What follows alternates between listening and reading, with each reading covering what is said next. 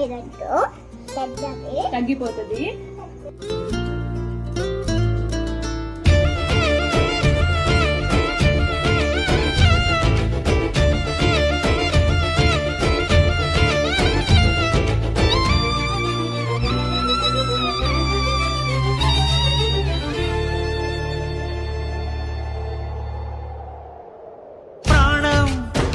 ఎప్పుడు మొదలైందో తెలుపగల తేదీ ఏదో గుర్తించేందుకు వీలుందా?